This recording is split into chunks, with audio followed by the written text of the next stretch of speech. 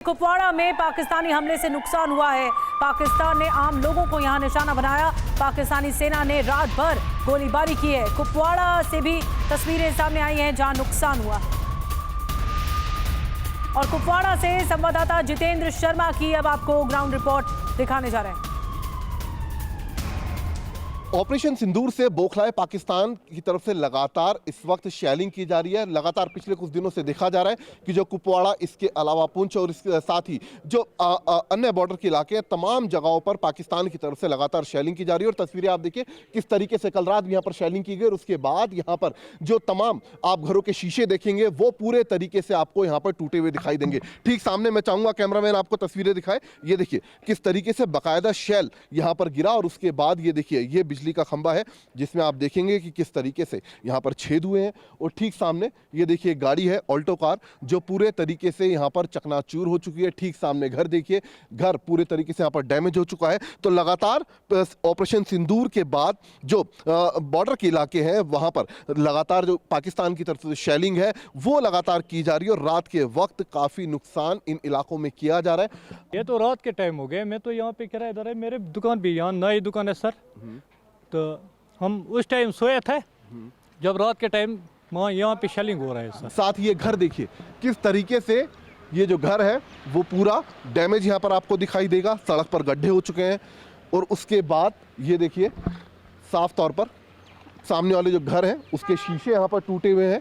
और मैं चाहूँगा कैमरामैन से आपको नीचे की तरफ भी आए। ये देखिए ऑपरेशन सिंदूर के बाद पूरे तरीके से जो पाकिस्तान है वो बौखला गया है और उसकी बौखलाहट इन तस्वीरों से साफ तौर पर देखी जा सकती है। कुपवाड़ा का इलाका है और यहाँ से जो LOC है वो काफ़ी नज़दीक है। और उसके बाद ये देखिए किस तरीके से इस पूरे रिहायशी इलाके में यहाँ पर शेलिंग की जा रही है।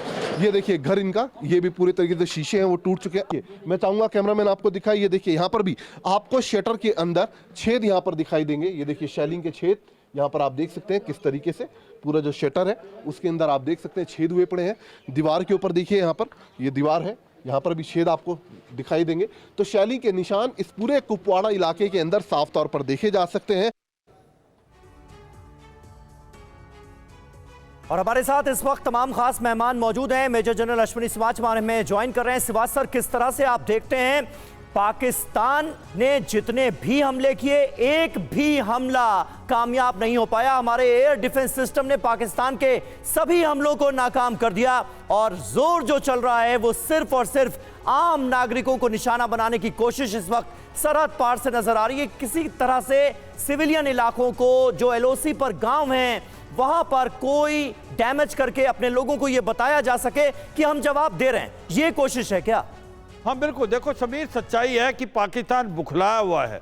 अब उसको समझ नहीं आ रहा करें तो करें क्या। और ये सच्चाई की बात है कि जब भारत ने एक सटीक हमला किया, हमने बदला लेना था जो हमारे 26 नागरिकों को जिस प्रकार से उन्होंने मारा उसका बदला तो लेना था। मगर हम भारत ने बड़ा सटीक एक प्रकार से हमला किया, वो किया एक प्रकार से टेररिस्ट इंफ्रास्ट्रक्चर पे 9 जगह हमने हमला करके उनको बर्बाद करे। और उसमें 3 जो थे हेडक्वार्टर थे, जैसे मोहम्मद का हेडक्वार्टर लश्कर तोबा का हेडक्वार्टर मुदीरका में और उसी बाद HM का हेडक्वार्टर सियालकोट में। इसके साथ साथ कम से कम 100 से ज़्यादा आतंकवादी मारे गए। इसका जो उन्होंने काउंटर करने की कोशिश की पाकिस्तान ने, 15 जगह उसने मिसाइल, रॉकेट और ड्रोन से हमला किया, जो कि अवंतीपुर जो कि जम्मू एंड कश्मीर है उससे लेके भुज तक। मगर ये सच्चाई है भारत का जो एयर डिफेंस सिस्टम है वो इतना पुख्ता है, वो मल्टी लेयर्ड है, जिसके अंदर एयर डिफेंस भी है, उसके बाद आकाश भी है। और S-400 जो एक ट्रिम्फ जो भारत ने लिया हुआ है रूस से, वो काबिल तारीफ है। उसकी ना कोई मिसाइल, ना कोई रॉकेट, ना कोई ड्रोन उसको पेनिट्रेट कर पाया, सबको हमने बर्बाद कर दिया। और इसके बाद भारत ने पलटवार किया तो भारत ने इस्लामाबाद, लाहौर और लाहौर का जो एयर डिफेंस सिस्टम है उसको हमने न्यूट्रलाइज कर दिया। आज की तारीख में 24 घंटे के लिए लाहौर के पास कोई एयर डिफेंस सिस्टम भी नहीं था। जो एयर डिफेंस सिस्टम उसने HQ-9 चीन से लिया है वो बिल्कुल ही अनसक्सेसफुल मिला और वो हमारी जो मिसाइल रॉकेट को नहीं रोक पाया। इसके साथ साथ जो कल बड़ी इंपॉर्टेंट चीज हुई है, भारत की जो नेवी है उसने अरेबियन सी के अंदर एक प्रकार ब्लॉकेड कर दिया है और कहीं ना कहीं बहुत प्रेशर डाला कराची में भी। एक प्रकार पाकिस्तान को ये मैसेज भेजा है, अगर लड़ाई हो जाती है, कन्वेंशन वारफेयर हो जाता है, तो भारत आपका पूरा नेवल ब्लॉकेड कर देगा, आपकी सप्लाई चेन काट देगा और आपके पास ना असला ना एक प्रकार से आपके पास बिल्कुल, और सबसे साधन बड़ी आ बात पाए। आपने जो बताई, अगर फुल फ्लेज्ड वॉर शुरू हो जाता है, कन्वेंशनल वॉरफेयर जिसका नाम लिया, तो फिर पाकिस्तान को बहुत बड़ा खामियाजा भुगतना पड़ेगा।